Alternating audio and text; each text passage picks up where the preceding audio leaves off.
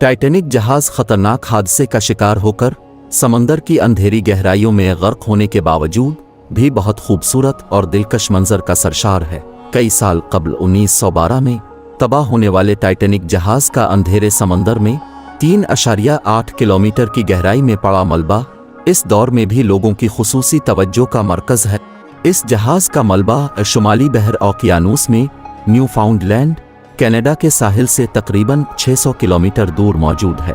समंदर में मौजूद टाइटैनिक जहाज का मलबा 1985 में नेशनल जियोग्राफिक के एक्सप्लोरर रॉबर्ट बेलार्ड और समुद्री माहिर जैन लुइस को एक मुहिम के दौरान मिला था।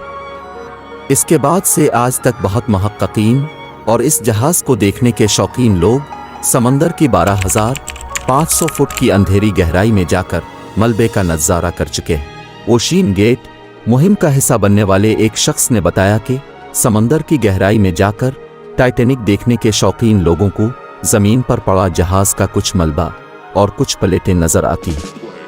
टाइटैनिक मुहिम का हिस्सा बनने वाली एक खातून ने बताया कि जब हम समंदर में गए तो हमें नीचे एक फानूस पड़ा हुआ भी नजर आया। इस हादसे को हुए इतने साल गुजर जाने के बाद भी हम इस फानूस के समंदर में पड़े हुए तमाम क्रिस्टल्स देख सकते हैं।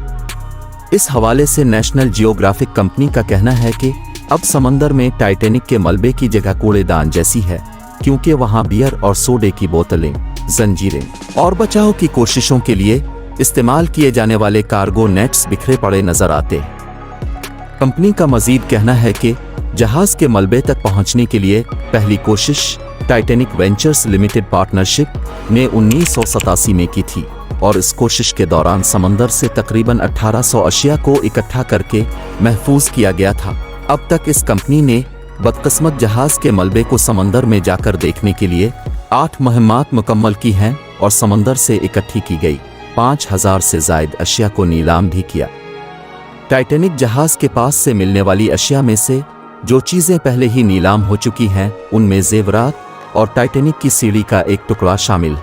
1998 में बरतानवी company deep ocean expeditions Titanic को देखने के लिए टिकट फरोख्त करने वाली पहली कंपनी थी, जिसके एक टिकट की कीमत $32,500 थी। इस बदकिस्मत जहाज पर बनाई गई मशहूर फिल्म टाइटैनिक के डायरेक्टर जेम्स कैमरून ने भी फिल्म बनाने से पहले समंदर में जाकर मलबे का दौरा किया था। समंदर की इतनी गहराई में जाना कोई मजाक नहीं है, बल्कि बहुत ही खतरनाक है। कुछ 12,000 फुट गहराई में जहां टाइटैनिक जहाज का मलबा मौजूद है, वहां सूरज की रोशनी पानी में से दाखिल नहीं होती, जिसकी वजह से वहां बहुत सर्दी और अंधेरा होता है। इतनी गहराई में दबाव किसी भी चीज को कुचल कर रख देता है। इसीलिए इंसानी गौताखोर खुसूसी सूट पहने और ऑक्सीजन के साथ सिर्फ 200 मीटर तक ही जा सकते। हाल ही में एक टाइटन अब्दोज ने 4 मुसाफिरों और एक पायलट के साथ सफर किया। इन 5 मुसाफिरों में ओशियन गेट कंपनी के CEO और पायलट स्टॉकटन रश, बरतानवी अरबपति हमेश हार्डिंग, फ्रांसीसी गौताखोर पाल हेनरी, पाकिस्तानी ताजिर शहजादा दाऊद और उनका 19 साला बेटा सुलेमान दाऊद टाइटन में शामिल थे। दूसरी आबदोजों के बरक्स, जो कि बंदरगाहों तक और फिर वहां से आज़ादाना तौर पर समंदर में सफ़र करती हैं, उन टाइटन आबदोजों को लॉन्च करने और फिर वापसी पर बाजियाफ्त करने के लिए एक जहाज की ज़रूरत होती है। ये टाइटन इतवार की सुबह को टाइटन अब्दोज का अपने मुआविन जहाज से राब्ता मुनक़ते हो गया और वो लापता हो गई।